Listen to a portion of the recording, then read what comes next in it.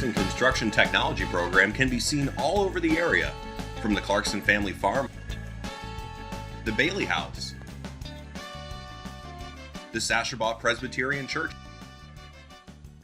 Depot Park in Clarkston.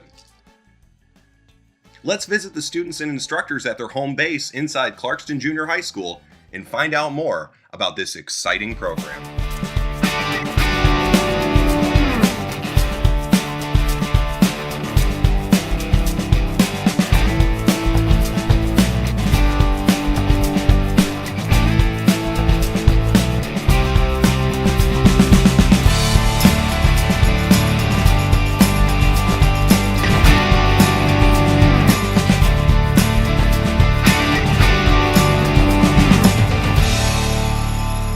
I do the online math program that we run.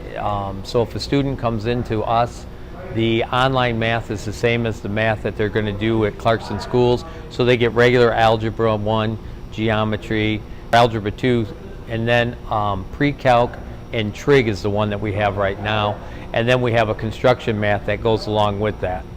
You can see as we're going through the shop that we've got these stand-up panels here for electrical and plumbing.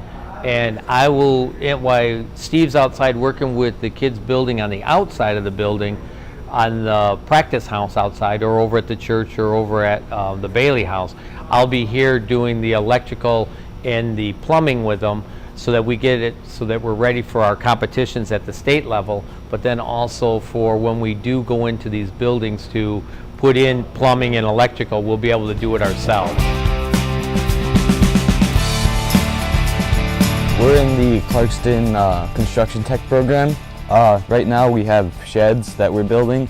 We have sold them already because the people from last year who bought them really enjoyed them and they thought they were great for us. Right now, different groups are putting up different walls. Yeah, it's a pretty good project because it's stuff that you would use for your rest of your life. We are ahead of the game in building, so our future job, if we want to go into something with the construction, we can, and if we don't, we still have those skills that we will need to use eventually. Our later on projects, different people who aren't working on their sheds are working on the house in the back. This house is going to teach us new skills. We're in the middle of making the structure for the roof. We're using trusses, but we're also going to be putting in our plumbing for it so that we can learn how to do that, and we're going to have someone come in and teach us how to do it and help us through it. We're also going to do electricity, which some of us are already working on right now and preparing for it when we get time. We did OSHA 10, which is a program for us to get our building licenses. It's a really good requirement because in order to start building on houses like that, we have to have OSHA 10 so that we can work on them. If we want to go into a construction job, it's a really good way to help us, because we don't have to work on it while we're trying to get a job. We can just go straight into it and we just have it. Before we started any of this, we started on little things. We started on building a mini box out of plywood and little things, and then we started making benches, and then we went up and started reading through chapters of our trading skills book, and then we eventually got early on in late November to work on building the main part of the house.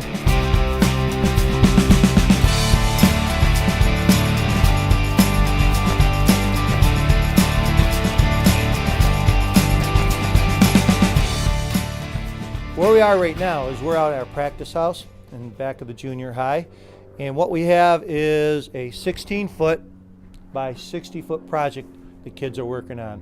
We're going to have about a dozen windows for these kids to set. We're going to have 6 doors, several bathrooms.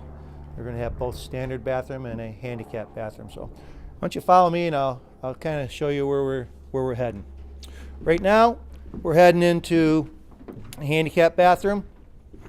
So you have your walk-in shower, large area for the toilet. Vandy would be over on this side. If you go to the other side here, we got our standard bathroom. So we wanted to give them both views so they knew they even existed. Behind us, over on this side, it's going to be a large kitchen area. Wraparound cabinets, some uppers. We'll probably put 2 or 3 sinks in here so the kids get an opportunity to plumb some sinks. Then we're going to wire everything. Above us will be cathedral ceiling. We're going to conventionally frame that, and it'll be a hip roof. If we go down to the other side,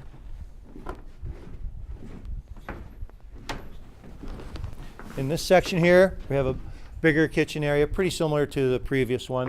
Now we're going to have ourselves a little dining area. And backed up to the dining area, we're going to have a laundry room. Another interesting thing we're trying to do is put some arches in here. We're going to see how that works out. So there's a lot of different ways of doing that. We just took some scrap pieces and carved them out, and we're going to see how it works out in the spring. Further down, the mirror of the kitchen and the bathrooms on the other side. This side, though, instead of conventionally framing, we're using trusses. Now, that way, what we're thinking is, okay, the kids get a good chance of seeing how to conventionally frame roofs and how it's done with trusses. Now, when we're done with this, what we plan on doing is once we get the shingles on and everything buttoned up, we plan on remodeling it. We plan on changing those shingles. Maybe we'll put up steel roofs. We don't know. Once we get the siding up, we're going to take it down, we're going to change it. We have a ledge right out here. We can put brick. Once the brick's done, we can take the brick down. Maybe we'll put cultured stone on. So it's, they're building from the bottom up, and then they're going to be remodeling it. Quite possibly, maybe we'll take this kitchen out, put some bathrooms in there. So this project could last 2 or 3 years. So we combine that with our efforts over at the Bailey House and the Historical Church. I think the kids are going to have a very well-rounded education.